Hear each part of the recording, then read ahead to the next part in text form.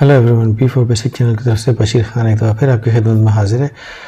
और आज जैसा कि हम CSS3 के बारे में बात कर रहे थे पिछली वीडियोस के अंदर भी, आज हम CSS का एक और पावरफुल टूल यूज़ करेंगे, एनिमेशन CSS3 के अंदर एक बहुत पावरफुल जो है फंक्शनैलिटी रखता है और उसका तरीक़ेकार भी बड़ा आसान है।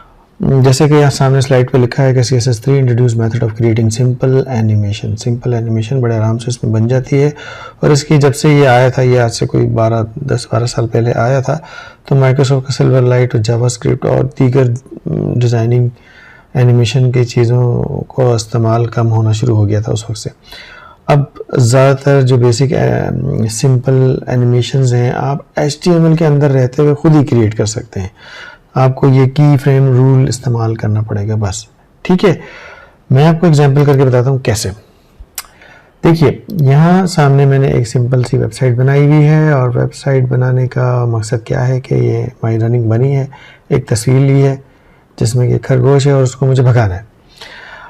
अब अगर मैं देखना चाहूँ कि बनी यहाँ पर मेरे पास मौजूद है कि नहीं, मैं देख सकता हूँ। पहले हम देखते हैं कि इसमें क्या है। हेडर में कुछ भी ख़ास नहीं है, एक टाइटल लगाया हुआ है, स्टाइल लगा हुआ है और ये जो बनी क्लास है, यहाँ से बनी की CSS क्लास की प्रॉपर्टीज़ लिखना शुरू हो गया। मार्जिन लिख दिए, विड्थ लिख दिए, जो कि विड्थ और हाइट आपको पता ही होगा। आपके पास जो भी इमेज है उस इमेज को बैकग्राउंड में उठाना है। URL बनी2 को उठाना है। बनी2 कहाँ है? मेरे पास इस प्रोजेक्ट के अंदर मौजूद है।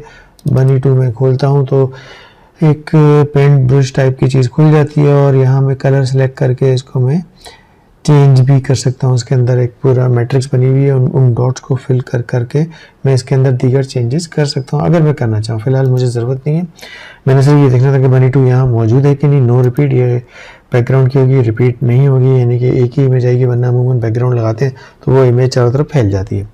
अच्छा, अब एनिमेशन के लिए जो है वो 2 लाइनें यहाँ लिखी हैं, animation name, move it, animation name और उसकी प्रॉपर्टी है मूव इट, और उसकी जो हमने ड्यूरेशन रखी है वो 3 सेकंड रखी है, ठीक है। अब इसकी 2 चीज़ें अगर आप देखें तो पहला है, मैंने यहाँ 2 तरीके से लिखा हुआ है एनिमेशन। असल में क्रोम, सफारी और ओपेरा, इन तीनों के अंदर ये फंक्शनैलिटी जो इस्तेमाल होती है उसमें वेबकिट की एक टर्म इजाफी यूज़ की जाती है, क्योंकि ये तीनों ब्राउज़र के अंदर थोड़ा सा वेबकिट यूज़ होती है और उसके साथ लिखा सेम जाता है। लिखा ये टेक्स्ट पूरा सेम है, बस इससे पहले वेबकिट लगा दिया वो इन 3 ब्राउज़र के लिए, इसलिए मैंने ये 2 दफ़ा लिखा है, नॉर्मल ब्राउज़र्स के लिए और इन तीनों ब्राउज़र्स के लिए, ताकि किसी भी ब्राउज़र पे ये चले, क्योंकि HTML5 का कॉन्सेप्ट ये किसी ब्राउज़र पे चले, एक जैसा चलना चाहिए, ठीक है। ये तो हो गया मूव इट और 3 सेकंड उसकी ड्यूरेशन लगा दी। अब अगर मैं यहाँ नीचे आऊँ तो जो एक्चुअल एनिमेशन है वो है वेबकिट, की फ्रेम और की फ्रेम। एक्चुअली की फ्रेम इसकी एनिमेशन है और मूव इट इसकी प्रॉपर्टी है। मैं इसको अगर सिंपल लफ्ज़ों में समझना चाहूँ तो लिखा हुआ है मूव इट, और अगर मैं इसको एक लाइन में कर दूँ आपको समझाने के लिए तो ये लिखा हुआ है मूव इट और ब्रैकेट में लिखा है कहाँ से, और लेफ्ट साइड की 0 पोजीशन से लेकर के लेफ्ट साइड के 100 पोजीशन, यानी कि 0 से स्टार्ट होगा और 100% जो लेफ्ट का बाद जो 100% हिस्सा है उसको कवर करेगा। ये उसका की फ्रेम है। अगर मैं नीचे आऊँ तो मैं देखता हूँ कि मैंने बॉडी के अंदर कुछ भी नहीं लिखा, एक हेडर लिख दिया है, एक टेक्स्ट लिख दिया है, एक सिंपल पैराग्राफ है जो कि मैंने खुद से लिखा है, ना लिखूँ तो कोई फर्क नहीं पड़ता। और डिव के अंदर सिर्फ क्लास बता दी है बनी, बॉडी में कोई काम नहीं हुआ है, सारा CSS के अंदर काम हुआ और ये काम आपके सामने है। अब ये काम होता कैसे, चलता कैसे, इसकी एग्जाम्पल को प्ले करके देख लेते हैं कि भाई चल रहा है कि नहीं। ये देखें, बनी साहब लेफ्ट साइड से चले, रिफ्रेश करता हूँ और राइट तक चलते चले गए, इमेज मूव होती रही, एक्चुअली वो नहीं चल रहा है, इमेज मूव हो रही है। तो this is how it work. लेकिन अगर आप गौर करें तो बिल्कुल ये स्क्रीन से बाहर चले जाता है। 100% इसका जो लेफ्ट है ना, लेफ्ट 100% स्क्रीन कवर करता है तो इमेज आगे चली जाती है।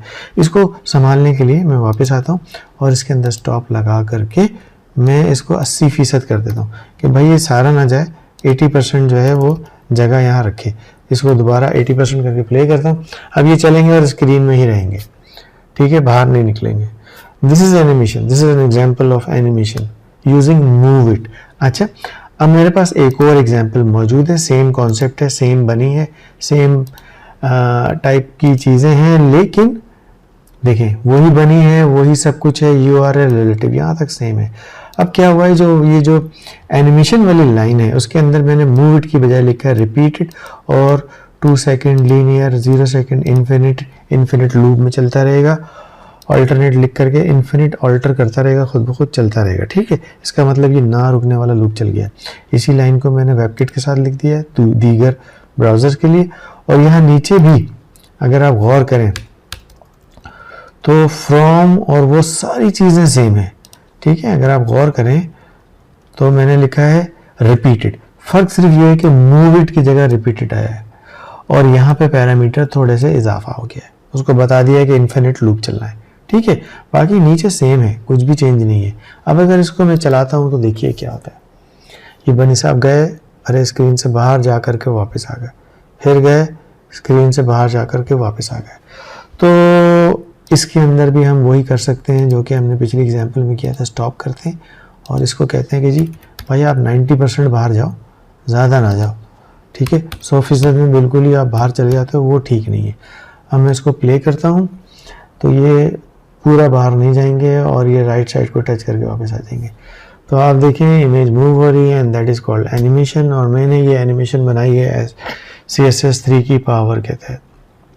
उम्मीद है ये वीडियो आपको अच्छी लगी होगी। अगर अच्छी लगी है तो इस वीडियो को ज़रूर लाइक करिए और मेरे चैनल को ज़रूर सब्सक्राइब करिए। अब मुझे इजाज़त दीजिए। Thank you very much and good bye.